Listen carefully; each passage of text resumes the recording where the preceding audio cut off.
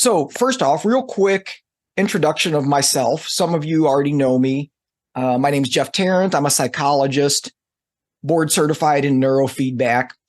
And over the last 12 or 13 years, I've been off and on studying the brains of mediums, psychics, energy healers, various other types of psi phenomena, telekinesis and psychokinesis, really in an attempt to see if we can gain enough understanding of what the heck's going on in the brain for people who have these specific abilities. And the reality, of course, is that I think all of us actually have these abilities. Whether we're able to access them or not may be a different story.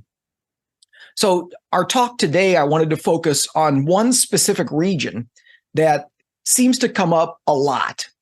And I think it's actually an important region in terms of thinking about what might be going on for people who are involved in spirit communication, whether it's mediumship or talking to spirit guides or angels or ascended masters or whatever it might be. There seems to be one specific region of the brain that is heavily involved in this. And so we are going to really be exploring that specific region with an eye toward, well, what does this mean for the rest of us, right? If we're not somebody who identifies as a medium or something like that, how can we use this information to help unlock our own brains? And then at the end of the time, I'll actually take you guys through a short meditation that is designed to actually activate or deactivate, as the case may be, this specific part of the brain as a way to kind of help ourselves move into that space. Okay. So I want to start at the beginning. That's usually a good place to start. And my whole journey into this weird world began in 2012. So been doing this for a minute, and it involved meeting and working with a psychic medium in St. Louis, Missouri named Janet Mayer. And the short story of how I got introduced to Janet was actually through her son, Matt. So at the time, I was working at the University of Missouri as a health psychologist, and Matt was one of my lab assistants. He was helping with some biofeedback programming for campus and some research projects. And at the point where Matt was getting ready to graduate and move on, he decided to kind of tell me about his mom. So he'd been working with me for a year before he decided to let me know what was going on with his mom and some of her interesting gifts.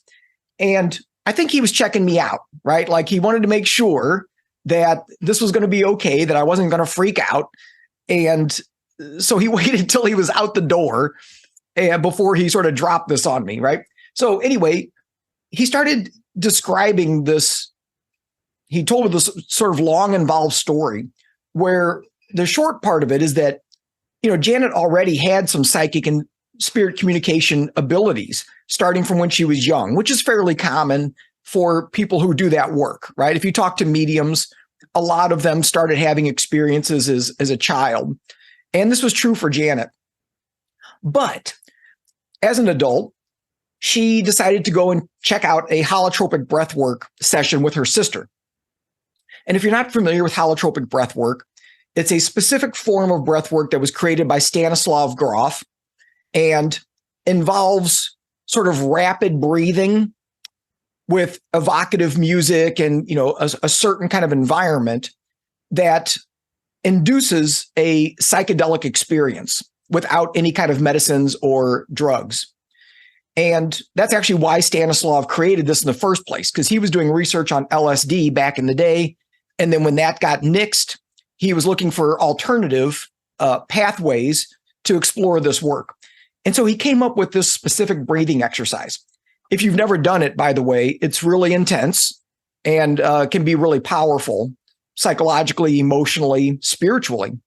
People have all kinds of interesting experiences. Anyway, Janet did this twice with her sister. The first time was a fairly typical, if there is such a thing, experience. She did the work, had some interesting experiences, some insights about herself. The second time she did it, while she was the breather in the experience, she sat up, bolt upright in the middle of her experience and started spontaneously speaking this other language that she had never heard before. She had no idea what she was saying. She didn't know if she was actually speaking a language or not.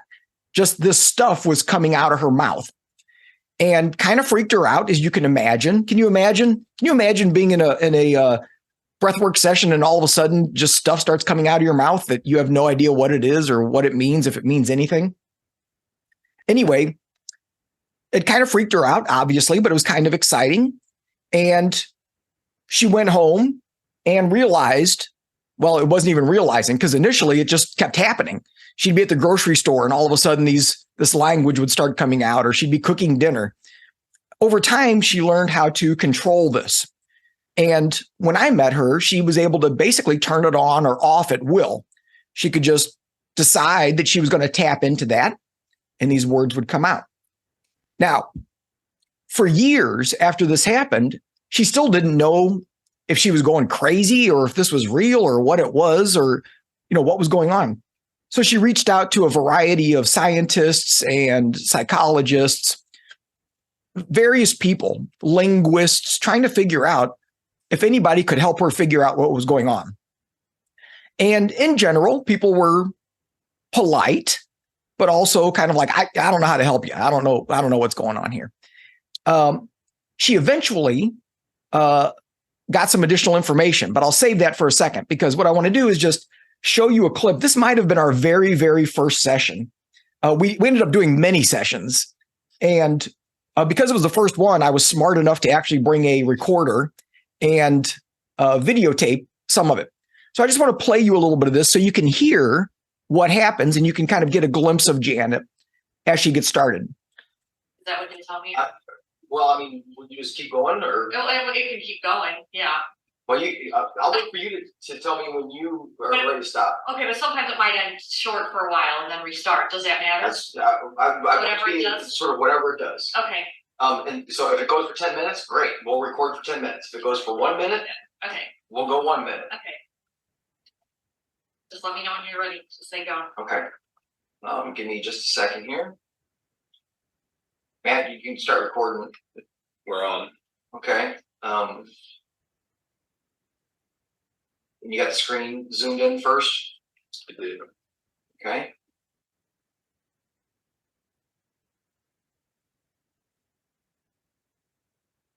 And you can begin. Nino Pekalanya, the May at the Sosori Kalia Sateno or Mahayana, Odes Edagamaniana Kasuria, Yene Erutalaria Tamakana, Sita Palamo, Korean Sikitiana, Namienda da Kalota Experience, Patona Mahakupasia. E soron amen, Agolieta Tantomono, Sirete, Mahatobaga. And the Eda Kare and also Tikapont Esali Totokalo, Nimin Sarona. Cansita la Takano, the Kias, the Soro Basabia. It is the Tarakapala, Tadoba Yadami Hendo Kadiana. It also Tadoma Itaposi, Isa Takata, Doma, and the Yorsel. Many Pigala saw O, Oyamaya, the Ganaya, Salita Polosina. Sedosa, Miakata, Torikelian, Tatakela, Tarakaya, Mihataro Kana. Misipian Tarakatola, Saliatolo, Dari, Etumaya Nakabisi. Senomalan, Oma Miakananawa, Borosina Mahano, in the Kadisa. Ostepagana. Nimakalusi baby, most of the Kalana Yetadam, the rest of the Lemon, Viseritila, Doropasagana, Manomegela, Dorgodiana, Pasariete, Doroso, Jeremiana, Nieta, Doroso, Kiana, Macalo, Dorikiliana Soro, Sarasariete, Darakana, Doroko, Dorama, the May, Doro, Dakaya Ido, Dene, Etado, the Kalania City de Polo, Marakan, Anna Aleodoro, Nimi Etarakana, Ones, and Kalano Netra.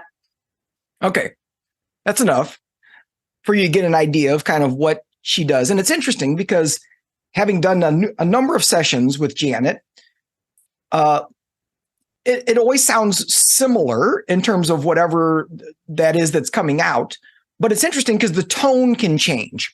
And when you listen to her enough times, you can start to discern that something different is coming through. So sometimes it feels like teaching. Sometimes it feels like a prayer.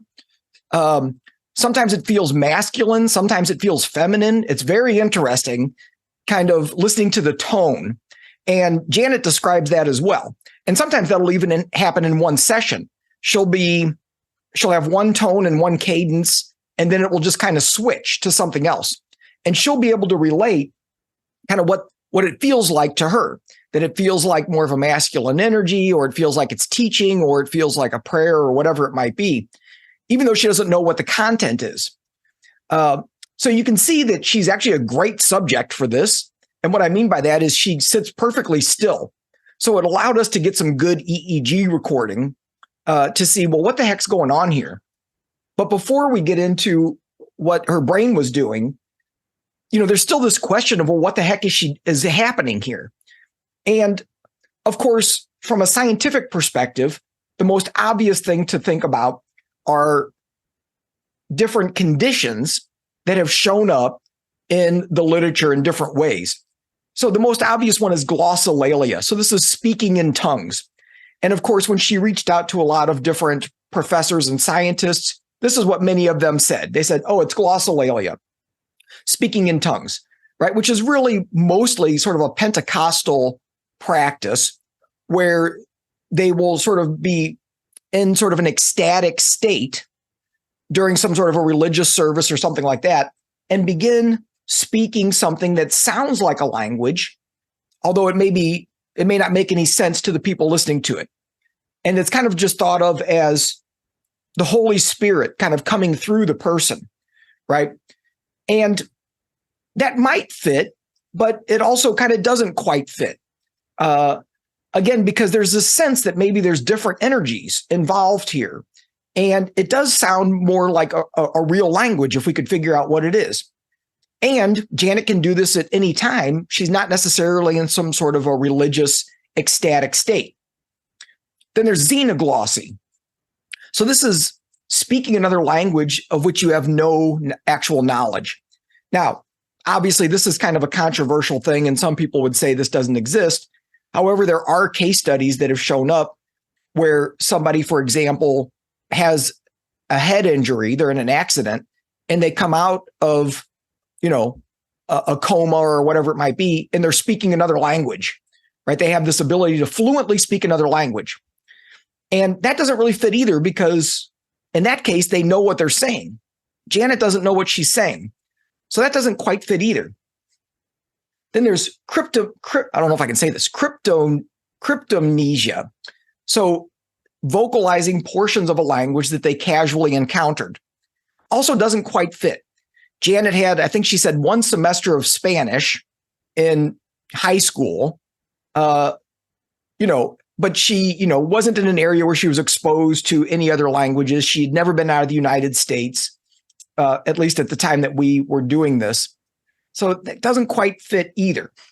So what's going on? Well, when she finally found somebody who was able to listen to some of the tapes that she was recording of herself, she finally found an anthropologist, actually from the Smithsonian, who recognized something in what she was saying.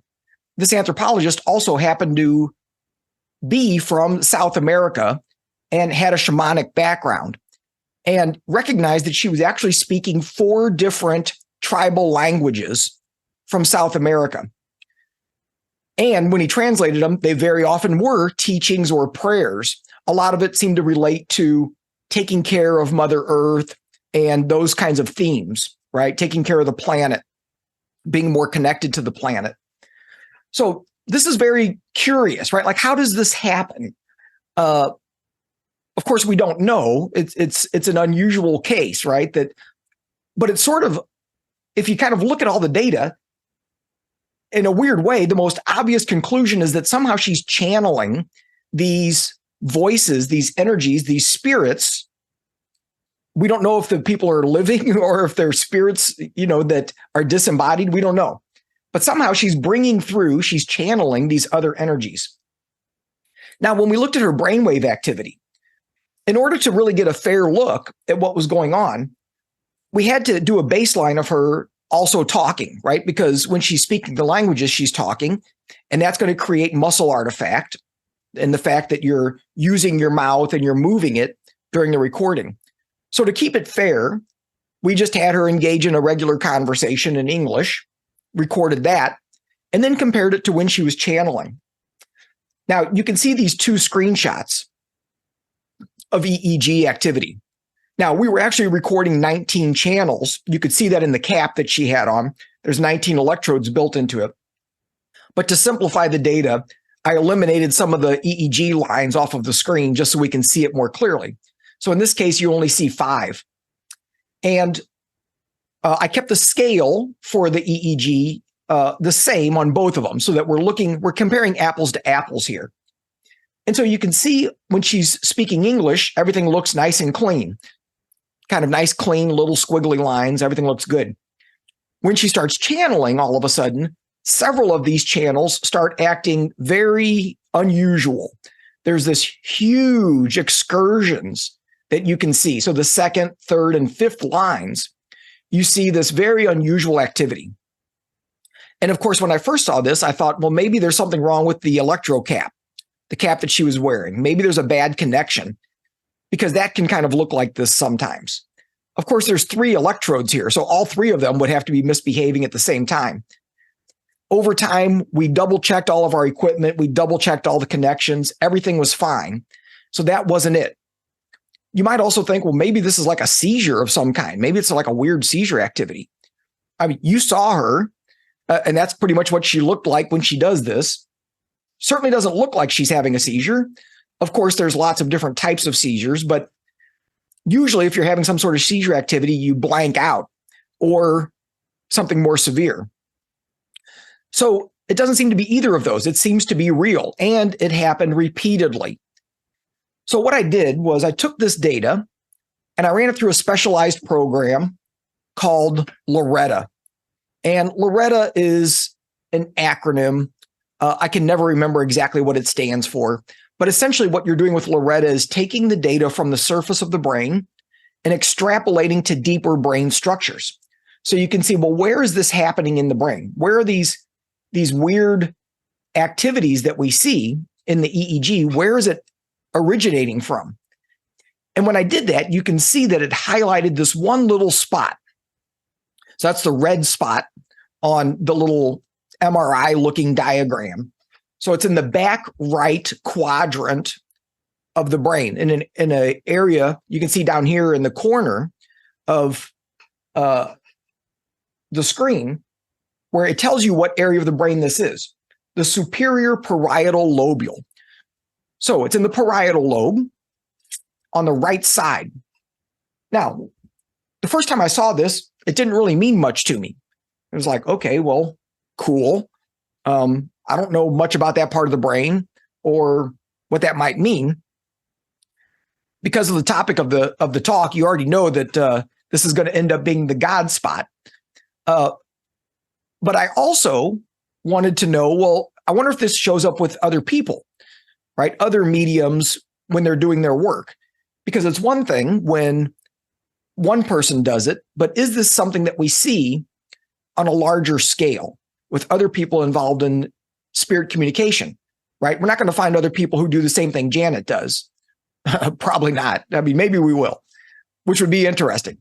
But so I had the opportunity to work with a series of mediums that were certified through the Forever Family Foundation. And if you're not familiar with Forever Family, they have a certification program for mediums that's quite rigorous. So they're asking people to do these blinded readings to see if they can bring forth evidential information. So this was great because I had the opportunity to work with people who had already demonstrated their abilities. I didn't have to worry about trying to test that they were actually doing something. Somebody had already done that for me. And it's interesting because when you start to look at some of this data, you see some similar things. So this is an EEG from Laura Lynn Jackson. And again, look at this activity that you see in this one specific electrode. And when we map it out, look where that's at. So it's the one with the circle over it, right? So same general vicinity. Here's Janet's data, kind of done in the same way. So you see where Janet's is, P4 and O2. This is Angelina Diana. So again, you see this activity here, P4, same vicinity. And this is Joanne Gerber. Now, Joanne's is a little bit different, but again, look at the activity and you see much of it is over here in the right area. But she also has a little bit over here in the left as well. So this was interesting because now we're kind of seeing similar patterns, more or less in the same area, in that right parietal lobe. So what the heck's going on over here? So I started doing some investigating, and turns out this area has been investigated before. How about that? But not necessarily in the way that I was looking at it. So the first thing that I ran into that I thought was really useful and important was some research that that was conducted by actually a colleague of mine at the University of Missouri at the time. Go figure. He was a health psychologist. His name is Brick Johnstone. He mostly did work with traumatic brain injuries. So we didn't really overlap much in terms of our work at the university together. I knew who he was, but it wasn't like we hung out or did any work together. So I didn't even know he was doing this at the time. And two studies that he did, one in 2008 and one in 2012, he studied a group of people that had traumatic brain injuries to the right parietal lobe. And what he found was that invariably, after the injury to that area, people became more spiritual and more empathic. So this is interesting. So when you think of more spiritual, what does that mean, right? And so actually, he gave all these people a survey. It's called the Core Spiritual Experiences Survey. And it asks them about different spiritual experiences they might have had.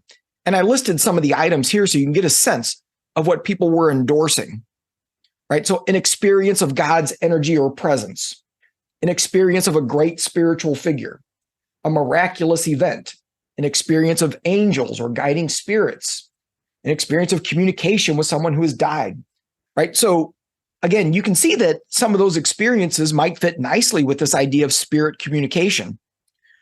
They're having experiences of connecting to some sort of energy outside of themselves. Now, to get more specific about this part of the brain, the right parietal lobe. So you might see it shortened to just RPL. Whenever you see that, that's just the right parietal lobe. So when you look at the function of that part of the brain, how does this make sense and why does this keep showing up? Well, the right parietal lobe, turns out, is involved in defining and perceiving the sense of self. So self-related thoughts, perceptions of the body, autobiographical memory. So it's really this understanding of the self as a separate and discrete entity, right? So when I talk about this, I often kind of use the example like, I'm Jeff. I live in this little body. I'm separate from all of you. You all live in your bodies. We're separate individuals. We're not connected in any way. That's what that part of the brain does. It creates boundaries. That's when it's working properly, right? But if you disrupt the functioning of that part of the brain through, say, a traumatic brain injury, when you look at Brick Johnston's work, or it looks like through some sort of mediumship or spirit communication, then all of a sudden, that function of the brain is challenged, right? So instead of things being separated, maybe it's easier to form connections outside of self. So there's a few little highlights I've got down here to talk about this, right? Well, and actually that second bullet is important here too. It reiterates some of what I just said.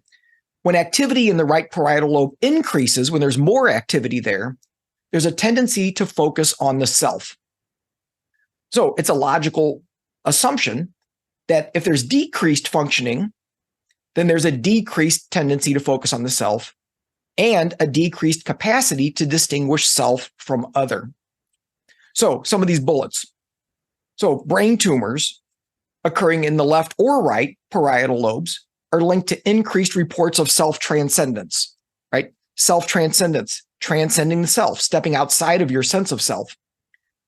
Second one, when a Carmelite nun prays to God, there's significant neural activity in various parts of the brain, including the right, inferior, and superior parietal lobes.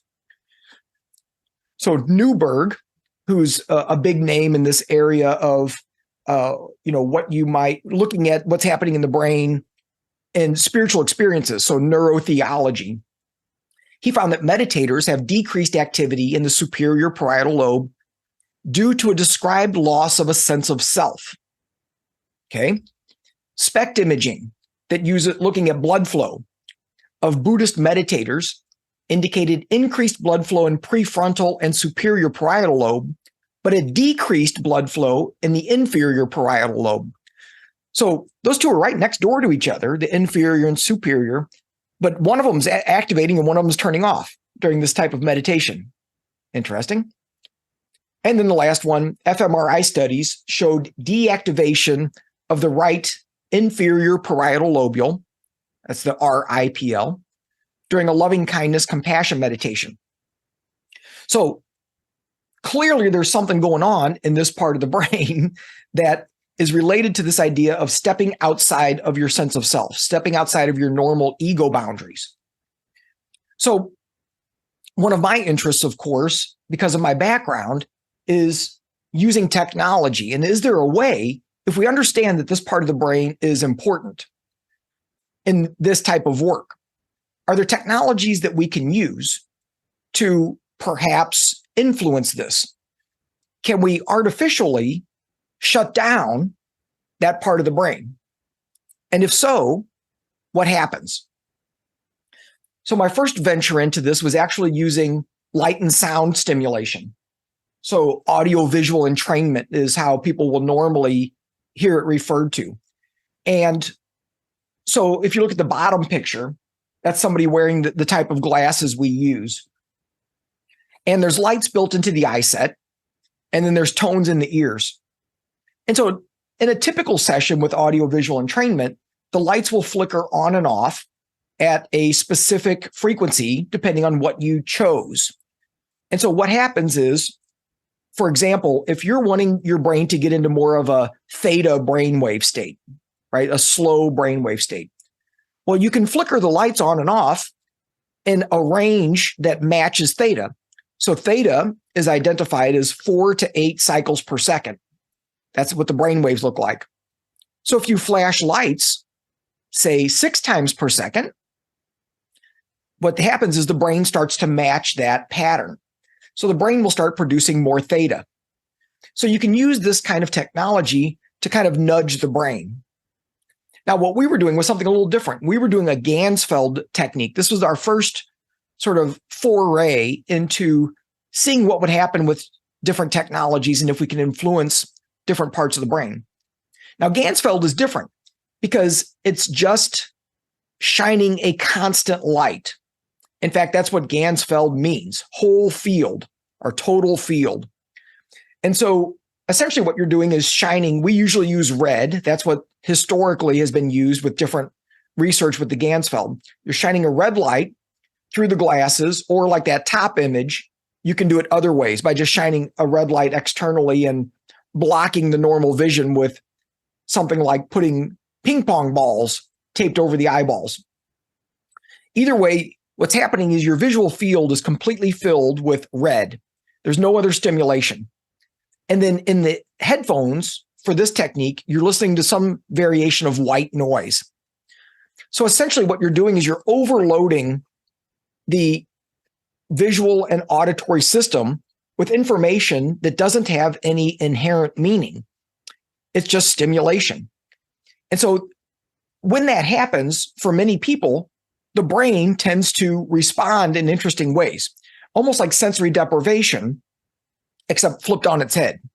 It's overstimulation. So we've used this with a variety of people and found some interesting experiences that people had.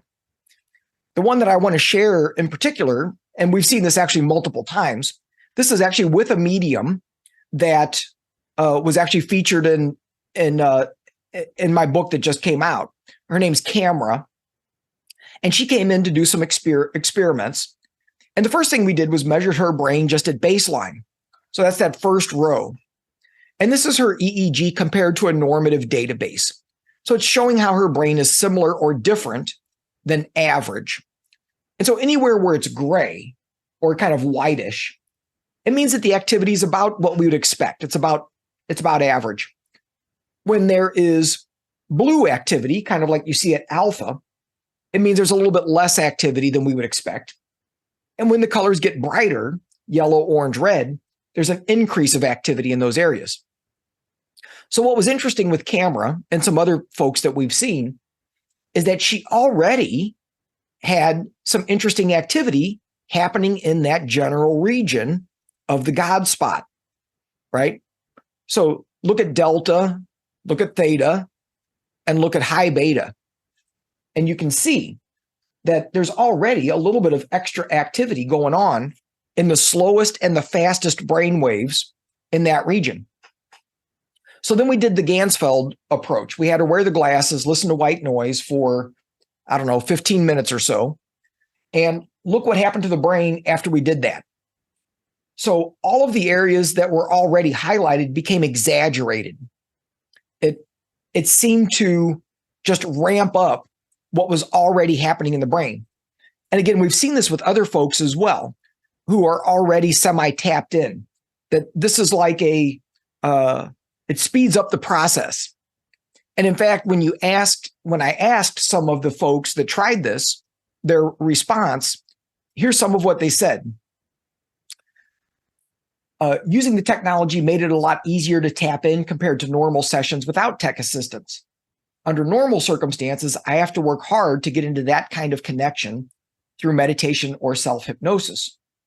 The second one is from Camera, the person's brainwaves we were looking at.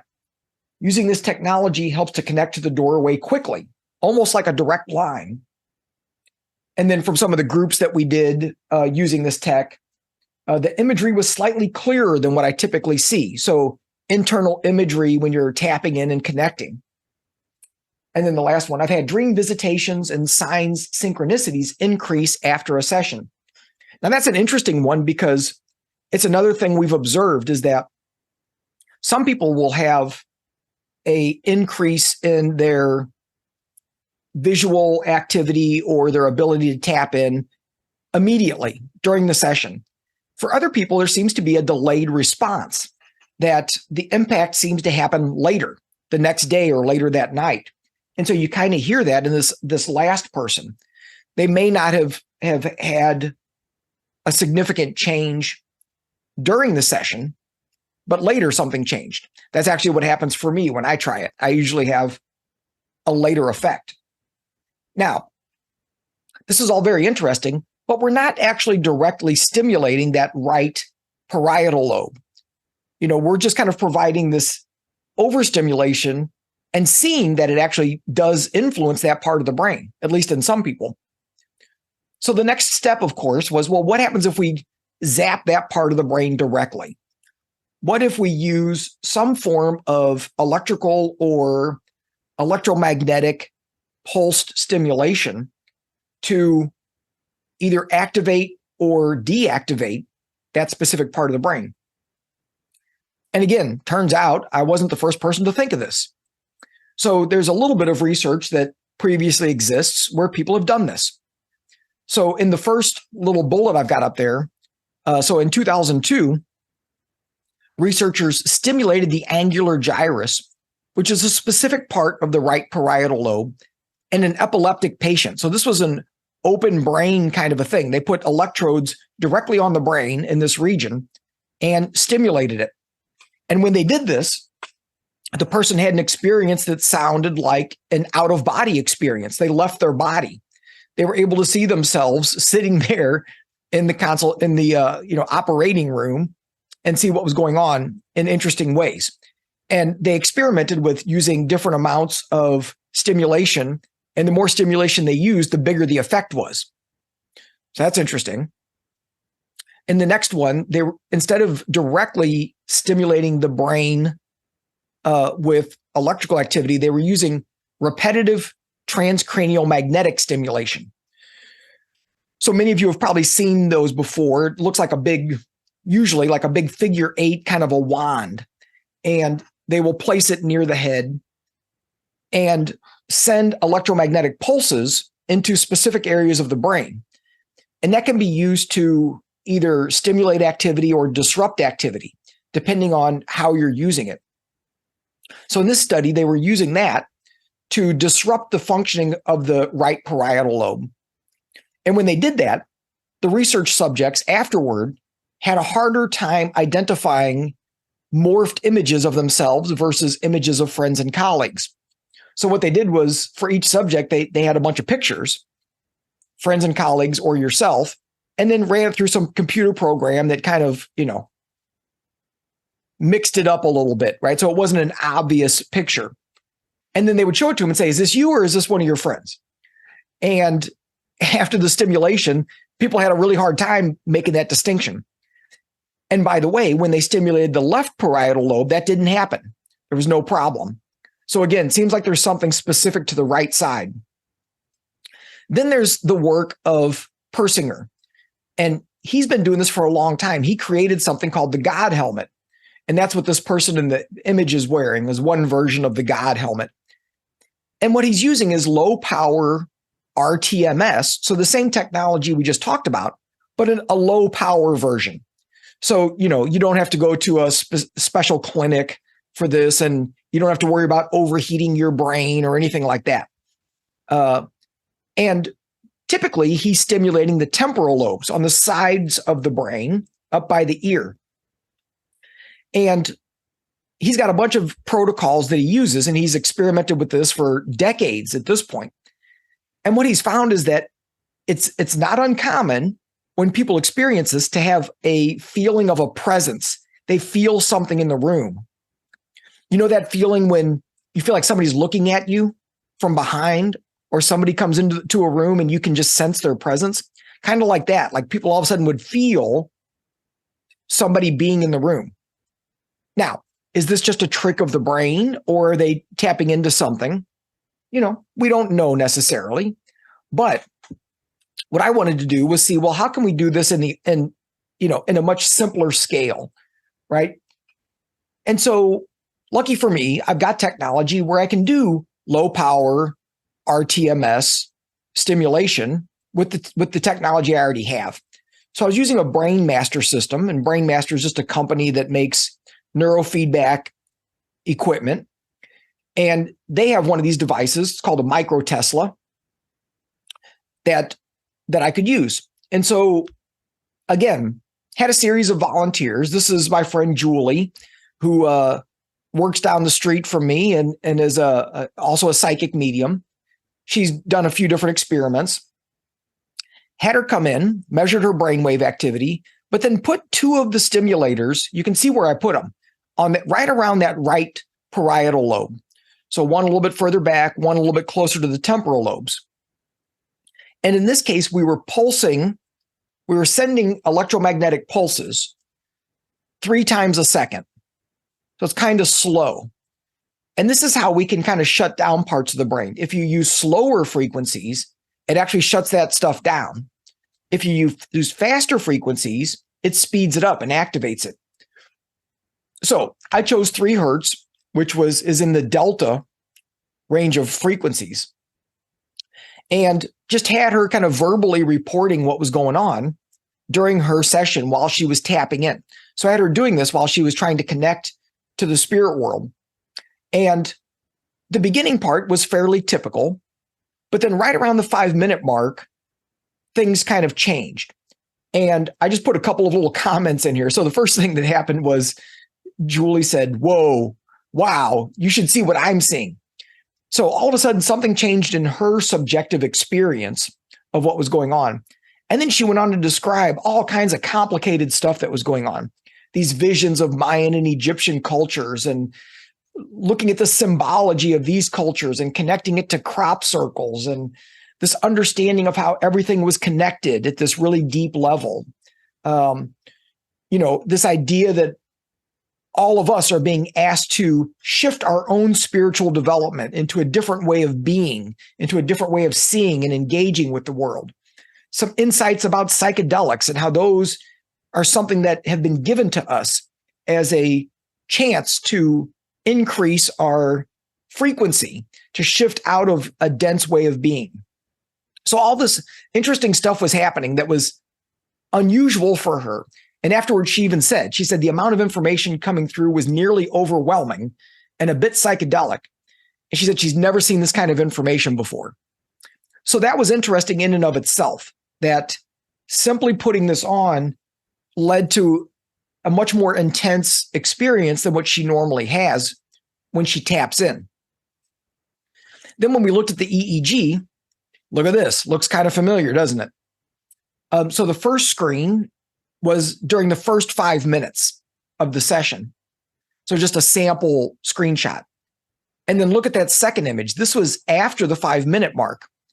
And all of a sudden you see this activity in the same brain regions really kind of going wonky. Now, what's interesting about that is that, you might think, well, maybe the technology was just artificially causing, the sensors to respond this way. But if that were true, we would have seen that in the first 5 minutes as well, right?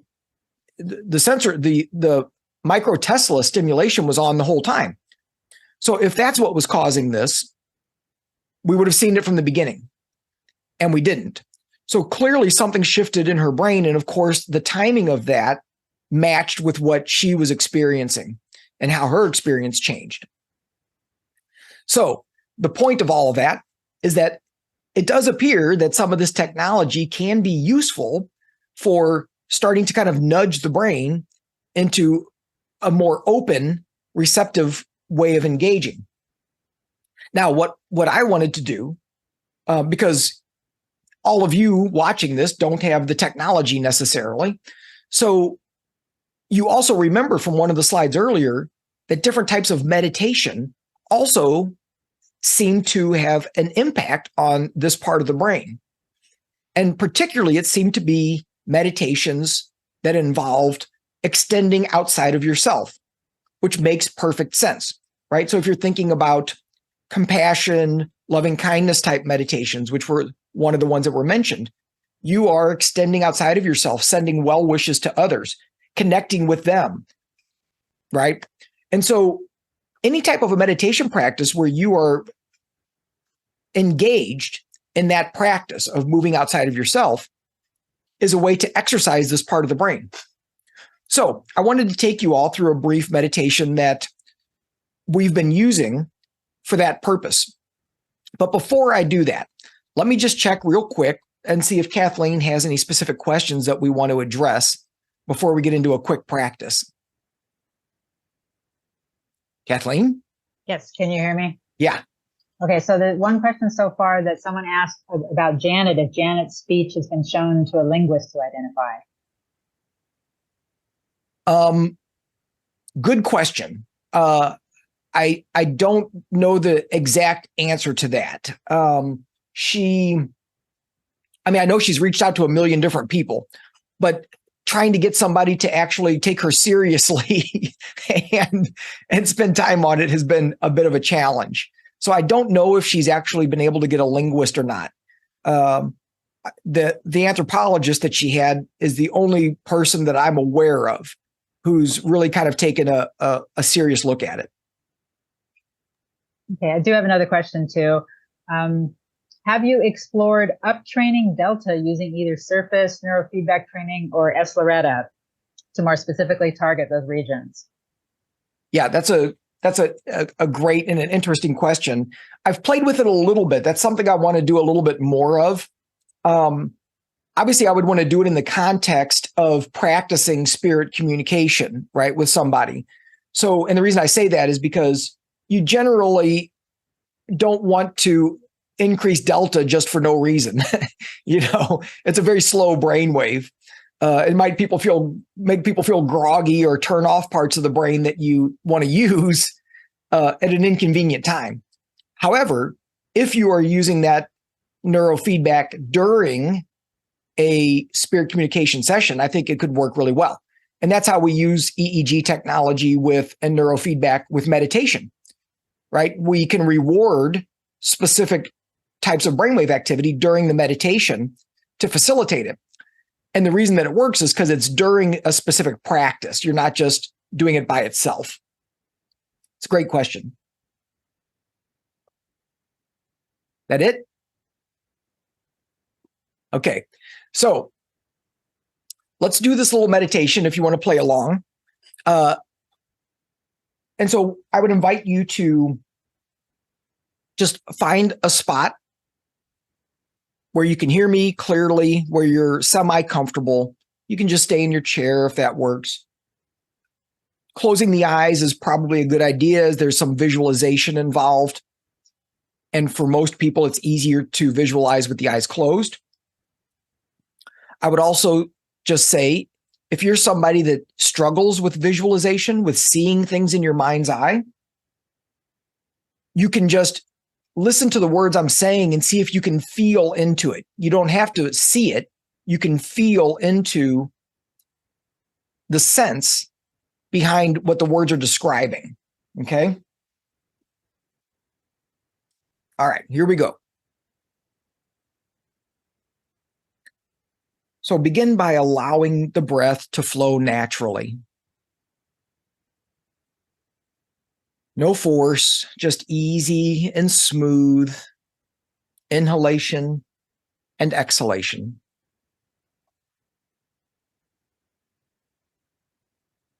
Notice your body and any areas of constriction or tightness. So notice the solar plexus, the spine, the shoulders. Notice the jaw, the tongue.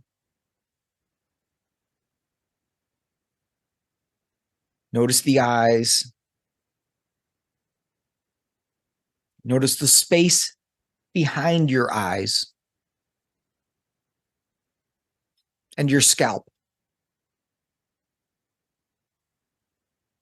And simply invite these areas to open, relax, and dilate a little more with each breath.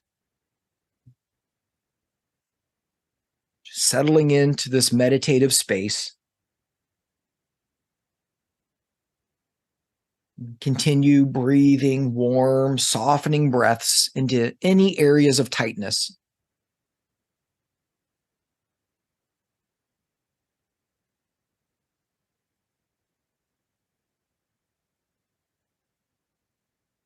And now imagine spread out before you in all directions is a golden net made of the threads of all things.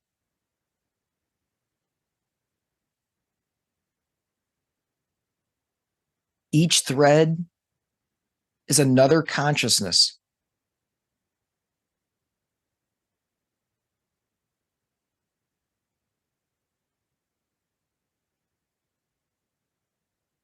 The places where the threads come together, the intersections. This is where the diamonds are.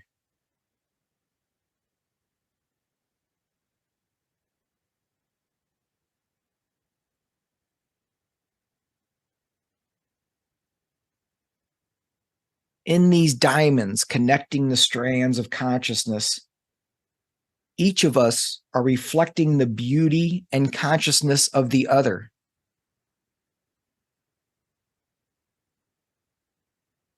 Everything is connected and interconnected.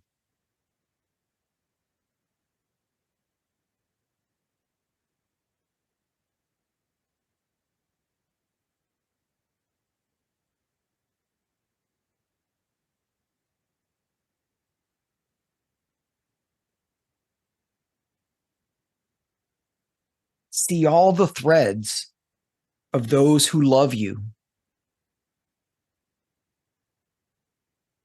All the people, family, friends, teachers, neighbors, anyone you felt love or value from. This can include pets and even places, all connected to each other and connected to you.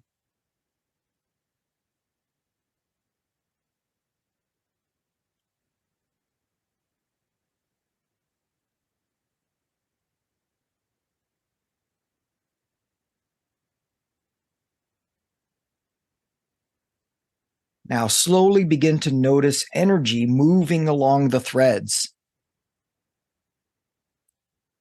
The threads coming to you, connected to you.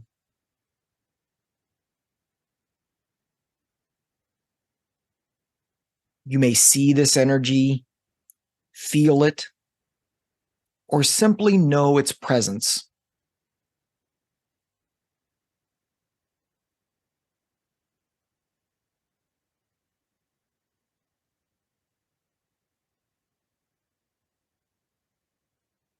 Notice the energy threads from the non-physical world, from your spirit guides, angels, and helpers.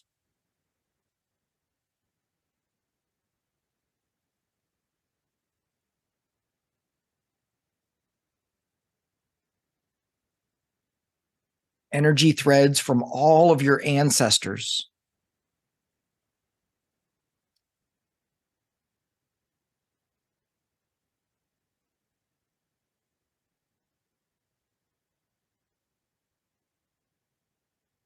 Threads from all of your teachers, seen and unseen, known and unknown.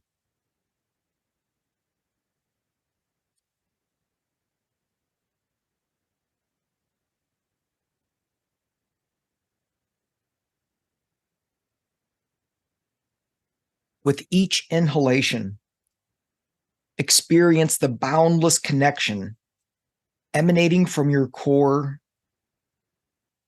extending out through all of the threads, touching each and every being.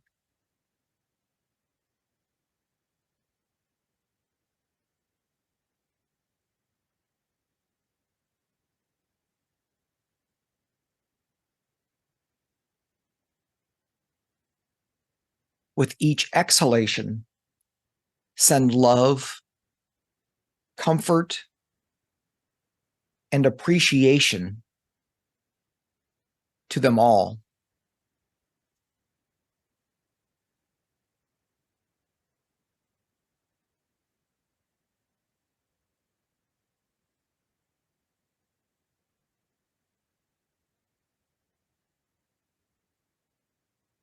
With each breath, you are supporting and being supported with love and kindness.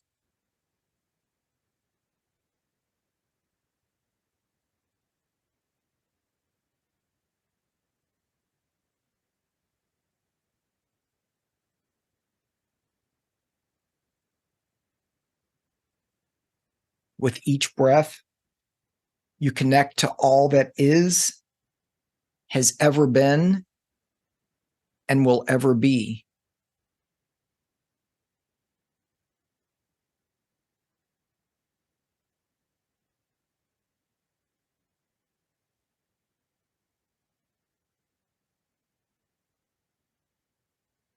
And now you can relax your attention and your intention. Simply pause and experience this vast interconnectedness.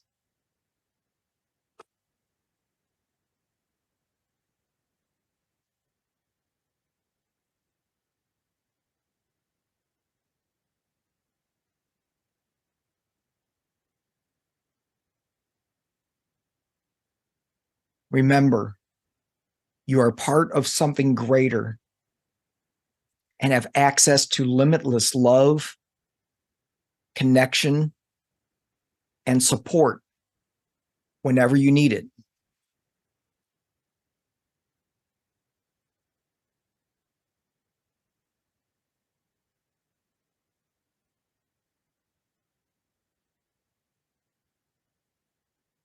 Now, slowly return your attention to your body in the present moment.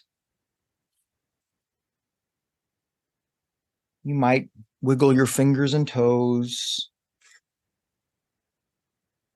Allow yourself to adjust slowly, taking a few last slow breaths.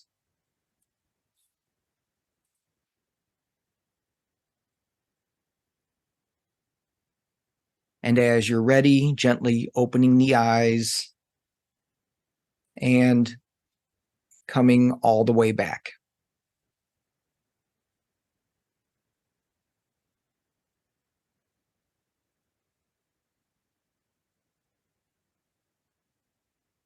I can't see all of you, so I don't know where you're at. That was a quick version of that meditation. Obviously, you could spend more time there, but hopefully you were able to get a sense of how using your attention and your intention in a meditative space, you can expand yourself outward. And we know from the research that if you're doing this, and especially if you can feel into it, you are changing the functionality of that right parietal lobe. So I think that by itself is a great exercise if you're wanting to advance your own abilities. I know we're almost out of time. I'm happy to stay a little bit longer and answer more questions and interact with everybody. But what I would say is if you're interested in learning more about this, the book just came out last month. You can get it pretty much anywhere, Amazon or Barnes & Noble, Books A Million, whatever. There's a Kindle version, there's an audio version where we get into some of the science of this, as well as telling stories, as well as try it yourself sections to explore yourself. We also have a whole bunch of classes, workshops, retreats coming up. Some of them I get to work with some other really skilled mediums, psychics, healers in different capacities. So you get a little bit of both. You get the science, and then you get to work with somebody who's been doing this for a long time and is very skilled in teaching. You can check all that out at our website, Psychic Mind Science. All the info is there.